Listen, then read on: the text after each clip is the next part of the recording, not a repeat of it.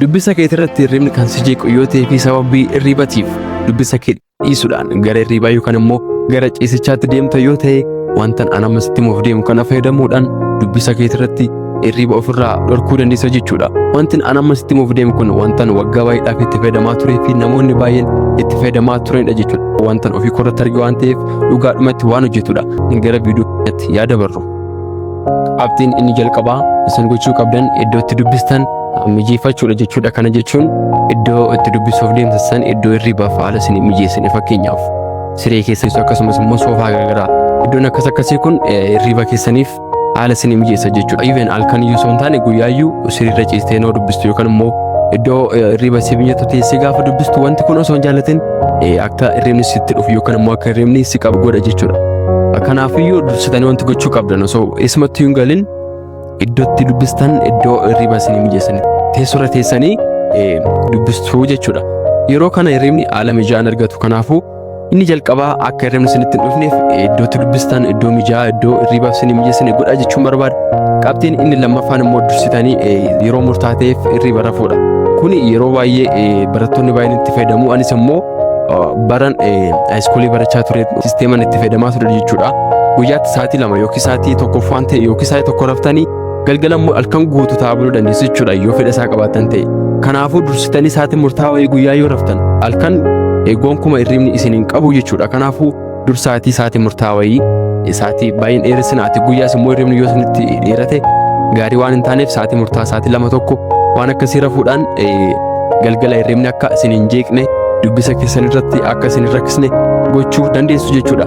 Qabxiin inni sadaffaan immoo wanta dubbistan san irratti xiyyeeffannoo gochuu qabdu. Dhugaa dubbachuudhaaf kana yeroo baay'een waan nama mudatedha jechuudha. Wanti dubbistan yeroo baay'ee kan hirriba baay'ee isinitti fidu jira. San jechuun koo kitaabni hirriba namatti fidu jira jechuu osoo hin taane wanti sun baay'ee kompleksii yoo ta'e waan salphaarraan kaane kallattiidhumaan waan ulfaataa wayiitti galta yoo ta'e osoo hin jaallatin sammuun kee waan hin fudhanneef gara dadhabbiitti deemtaa. Dadhabbiin kun immoo gara hirribaatti yookaan immoo gara nuffisiisuutti si geessuu danda'a jechuudha. Kanaafuu wanti salphaarraa ka'uudhaan wanti sun dubbistan sun wanta siniif galaa deemu. Even yeroo baay'ee jechuudha wanti ta'e gaafa siif galu gaafa sitti tolu osoo hin jaallatin itti fuftaa jechuudha. Kanaafiyyuu wanti isin filattanii dubbisuu qabdan waan salphaa waan sammuu keessan isin hin dhiphisne waan akkasii ta'uu qaba jechuudha. Yeroo qormaataa fa'aa yeroo baay'ee barattoota kan mudatu qormaata jala ga'anii akkasumas immoo waan ulfaataa wayii gaafa dubbisan osoo yeroo qabanii dubbisuu dhiisuudhaan gara hirribaatti fiigu. Kuni eessarraa dhufa jettanii yoo yaaddan wanta ulfaataa tokko wanta siif hin galle tokko yookaan immoo wanta yerichatti siif galu dhiisuu danda'a. Wanta dursitee dubbisuu qabdu osoo hin dubbisin kallattiidhaan waan ta'etti gaafa utaaltu miira akkasitti dhaga'ama jechuudha. Kanaafiyyuu dursaatii waan salphaarraa ka'uudhaan dubbisaa jechuudha. Inni arfaffaan immoo aga isinii danda'ametti iddoo ifti ga'an jirutti yoo dubbistan baay'ee gaariidha jechuudha. Kun akkuma beekamu ifti gaafa ifu kun barnoota baayoloojii keessatti illee baranneera. Sammuu keenyaan wal qabata jechuudha. Kanaafuu iddoo ifti ga'an jirutti hirribni akkasuma baay'ee isin dubbisu jechuudha. Ciistanii iddoo dukkanaa keessatti salkii keessanii gaafa dubbisan osoo hin jaallatin hirribni isin qabata jechuudha. Kanaafuu amma danda'ame iddoo ifti ga'an jiru iddoo isiniif mijataa ta'ee itti dubbisaa jechuudha. Akkasumas immoo iddootti distiraakshiniin garaagaraa hin jirre iddootti namoonni isin hin jeeqneef iddoo tasgabbaa iddootti ifti gaariin jirutti dubbisaa isin jechuu barbaada jechuudha. Qabxiin inni shanaffaan immoo osuma dubbisaa jirtanii tasa dadhabbiin yoo isinitti dhaga'ama yookaan immoo hirribni kan isinitti yoo dhufu ta'e hirriba san keessatti of gatuun qabdan kaatanii dhiqachuu qabdu akkasumas immoo sosocho'uu qabdu jechuudha. Fakkeenyaaf hirribni sitti dhufeera yoo ta'e kaatee daqiiqaa 2 yoo sochoote kaatee fuula kee dhiqachuudhaan yookaan immoo sosochii garaagaraa gootee gaafa itti deebitu hirribni si gadhiisa jechuudha. Kanaafuu hirribni sitti dhufeera yoo ta'e kallattiidhaan hirribni na qabeera rafuun qaba jettee gara siree keetti fiiguun qabdu jechuudha. Kanaafuu hirriba san dandamachuudhaaf sosochii garaagaraa fi dhiqannaa garaagaraa yoo goote hirribni kallattiitti sirraa deebi'uu danda'a jechuudha. Inni jaaffaa fi sirriitti isin fayyadu immoo yeroo dubbistan barreessaa gaafa dubbistan carraan hirribni isin qabu baay'ee dhiphaadha jechuudha.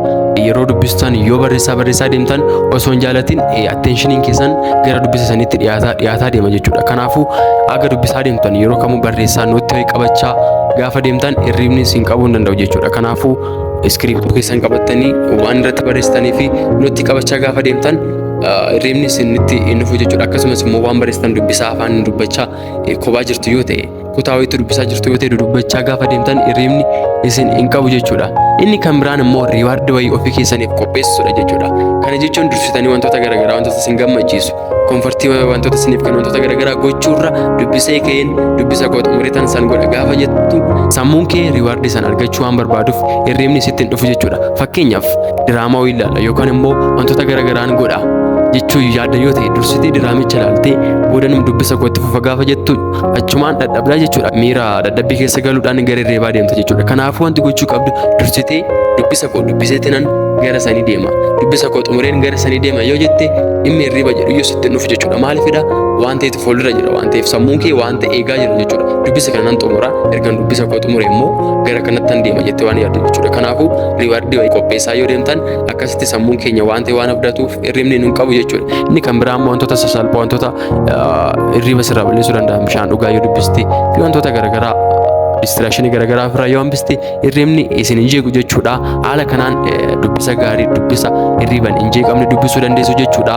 Viidiyoo akkasii viidiyoo isin fayyadu chaanaalii kana keessatti argattu. Chaanaalii kana immoo sabiskiraayib gochuudhaan akkasuma hiriyoota keessaniif sheer gochuudhaan chaanaalii kana jajjabeessaa isiniin jedha. Akkasumas immoo guruupii chaanaalii keenya jooyin gochuudhaan wantoota gaafachuu barbaadanii fi yaada qabdan akkasumas immoo waan tokko tokko irraa argachuu dandeessu jechuudha. Haala kanaan diskiripshinii keessaan amma viidiyoo kan biraatiin walitti deebinutti iddoo jirtan hundumatti nagaa naaf ta'a.